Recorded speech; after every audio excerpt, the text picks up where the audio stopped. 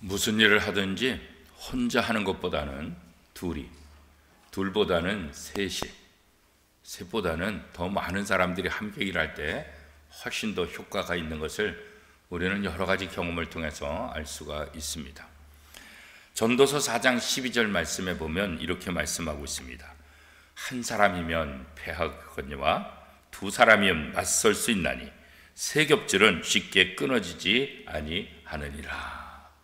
우리가 세 겹질에 대한 이야기도 참 많이 하고 있죠. 그래서 혼자보다는 훨씬 더 여러 명들이 일할 때 능력을 발휘하고 또 힘도 또 발휘할 수 있다. 이렇게 이제 우리가 잘 알고 있습니다. 이것은 세상 일을 할 때뿐만 아니라 특별히 교회 일을 할 때도 훨씬 더 그렇습니다. 교회 일을 봉사할 때도 한 사람보다는 여러 사람이 할 때 훨씬 더 좋은 효과를 나타내는 것을 우리가 잘 알고 있습니다. 오늘 본문에 보면 복음 사역을 위해서도 혼자서 하는 것보다는 동역자를 세우고 또 동역자를 만들어서 그 동역자와 함께 복음 사역을 감당할 때 이 복음의 능력도 더 크게 효과적으로 나타날 수 있다라고 사도 바울이 말씀하고 있습니다. 특별히 사도 바울은 복음 사역에 있어서 자신의 동역자를 한 사람 소개하고 있는데 그 사람의 이름은 바로 디도입니다. 이 디도에 대해서 사도 바울은 어떻게 표현하고 있습니까? 디도서 1장 4절 우리 한 목소리로 같이 한번 읽어보겠습니다. 같은 믿음을 따라 나의 참 아들 된 디도에게 편지하노니 하나님 아버지와 그리스도 예수 우리 구주로부터 은혜와 평강이 내게 있을지어다. 여기 보면 사도 바울이 디도를 어떻게 표현하고 있습니까? 같은 믿음을 따라 나의 참 아들 된 자, 디도를 참 아들 된 자 이렇게 표현하고 있어요. 그런데 그냥 아들이 된 것이 아니라 무엇으로요? 같은 믿음을 따라 사도 바울과 같은 믿음으로 나의 참 아들 된 자다. 이 말은 결국 디도는 사도 바울이 갖고 있는 그 신앙을 그대로 전수받은 사람이다. 그래서 나의 참 아들이다 이렇게 이제 표현하고 있는 거죠. 그리스도 예수 안에서 구속의 은혜를 누리고 또 진리 가운데서 영생의 소망을 품고 복음을 위해 헌신하는 이 사도 바울, 그 사도 바울의 열정, 사도 바울의 마음, 사도 바울의 목표 이런 것들과 함께 동의하며 함께 이 일에 동참한 자로서 나의 참 아들이다 이렇게 사도 바울이 표현하고 있는 거죠.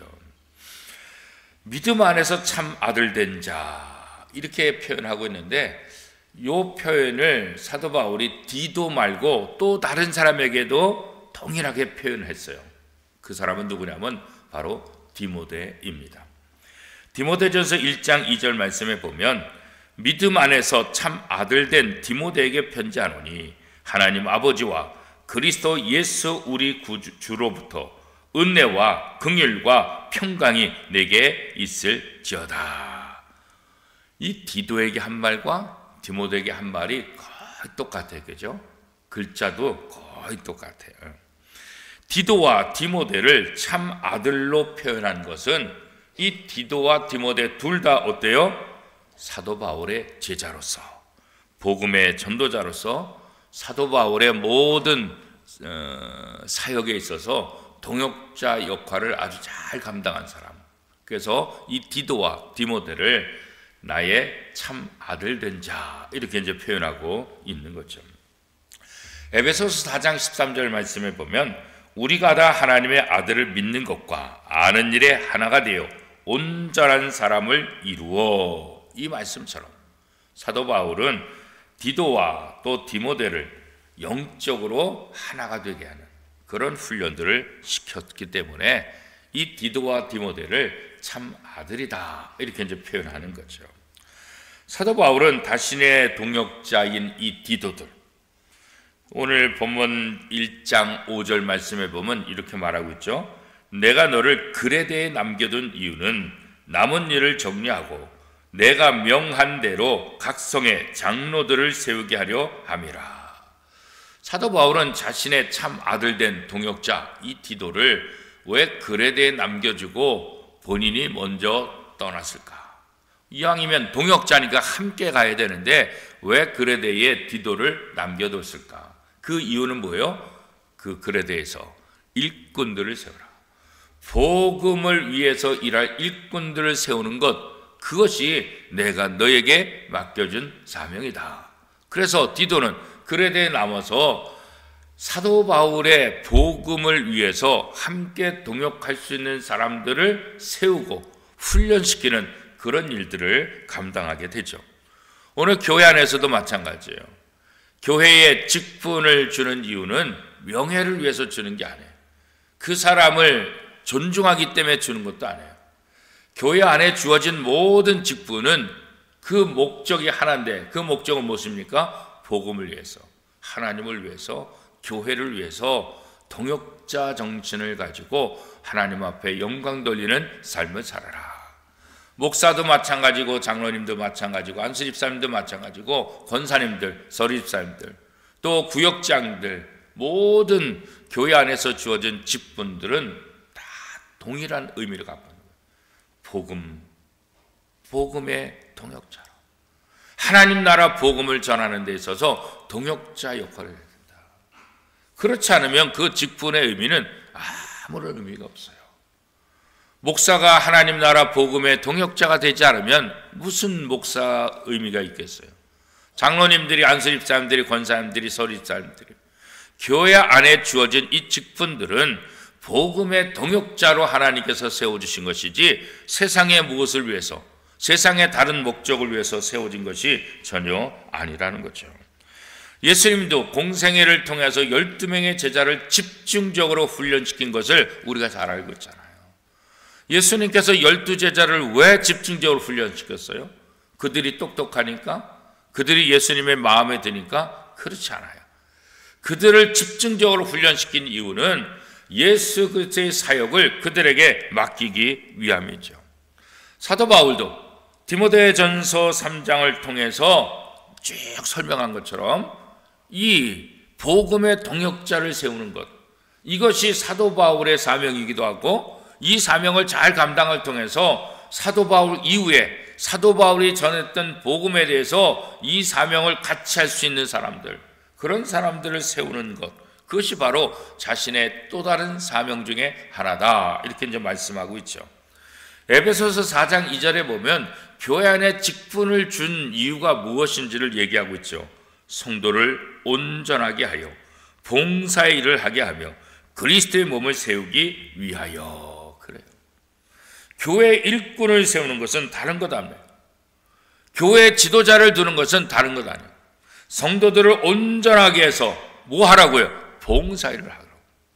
그래서 우리가 교회 직분을 세우는 것은 다른 목적이 아니에요. 봉사하기, 일꾼으로 세우는 거예요. 일꾼이에요, 일꾼.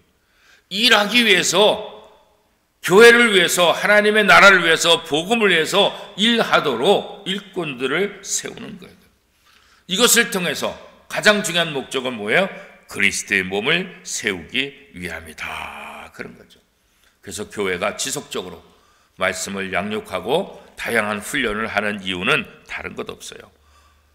일꾼들 하여금 복음의 동역자의 삶을 살 수 있도록 하기 위해서 훈련을 시키는 거다. 지금 우리 교회도 11월 5일 임직식을 앞두고 또 피택을 했고, 장로로 피택받은 분, 안수집사로 피택받은 분, 권사로 피택받은 분, 오랫동안 지금 훈련을 하고 있어요.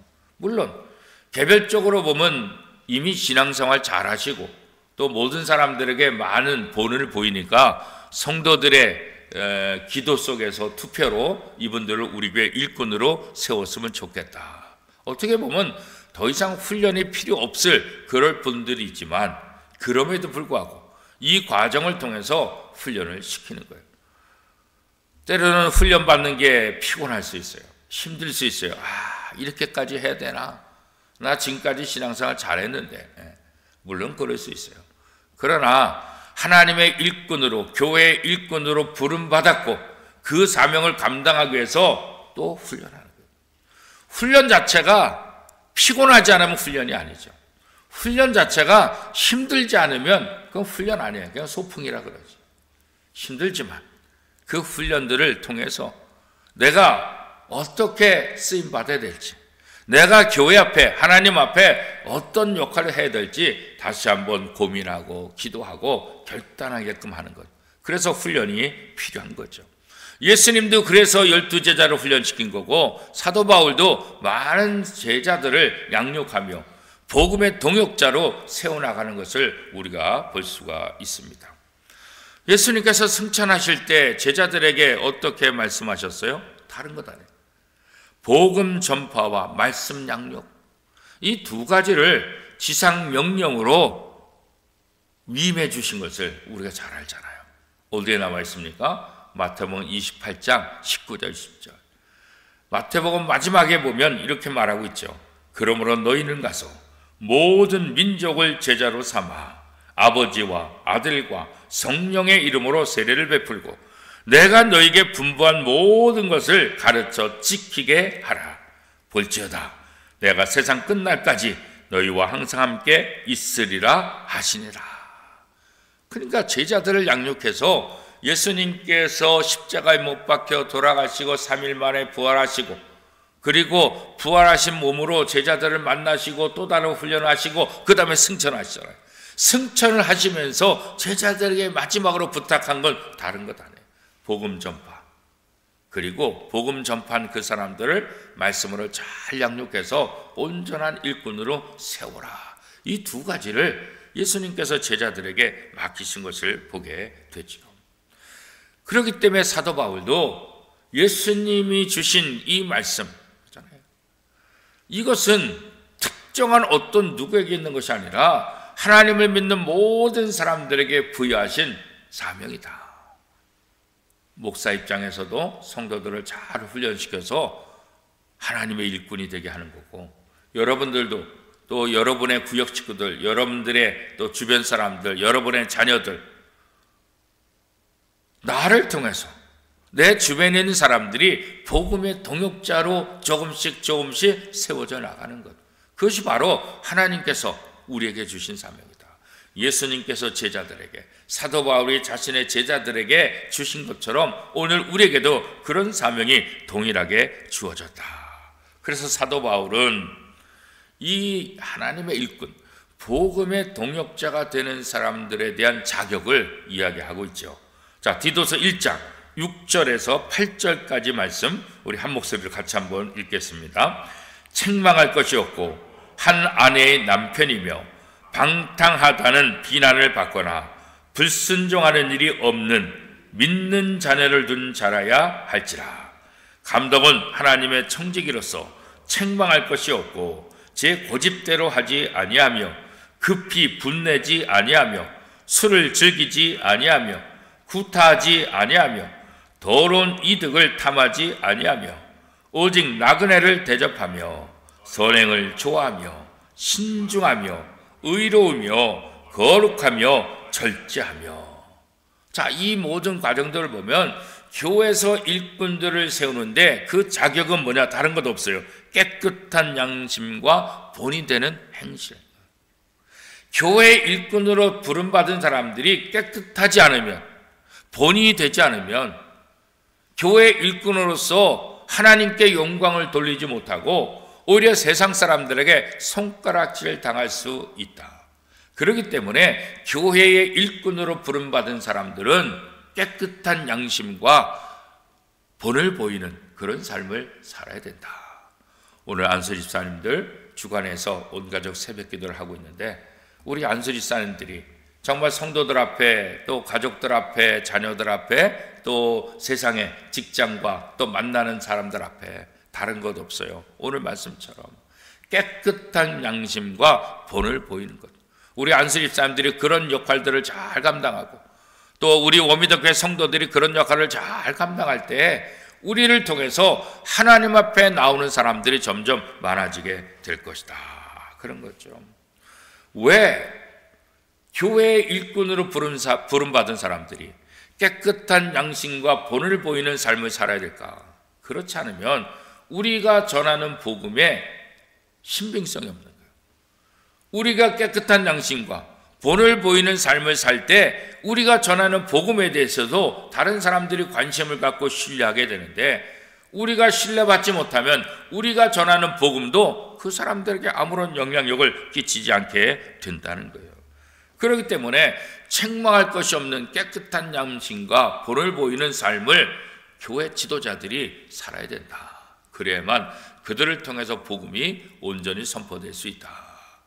교회 지도자뿐이겠습니까? 모든 성도들은 여기에 다 해당되는 거죠.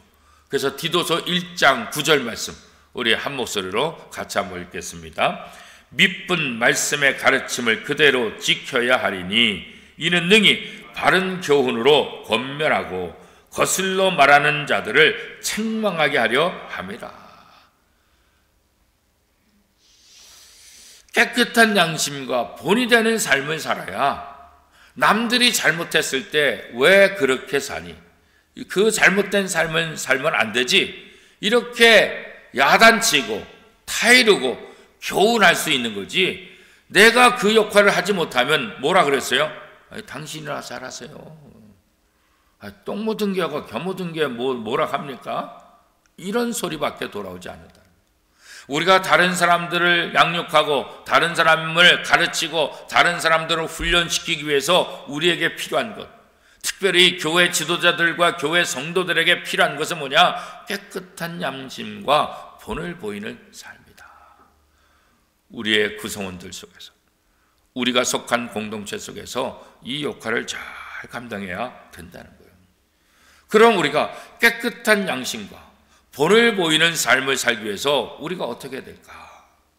사도 바울은 디도에게 경건에 힘써라, 경건의 훈련을 받으라, 그렇게 말씀하고 있어요.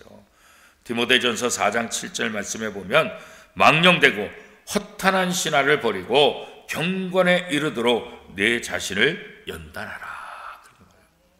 경건의 훈련을 통해서 우리가 깨끗한 양심을 갖게 되고 남에게 본을 보이는 삶을 살 수 있다. 왜 성경을 읽게 하고 성경을 공부하게 하고 성경을 암송하게 하고 설교를 듣느냐? 다른 것 없어요. 말씀으로 나를 양육시키는 거예요. 말씀으로 나를 조금씩 변화시키는 그런 일들을 해야 된다는 거예요.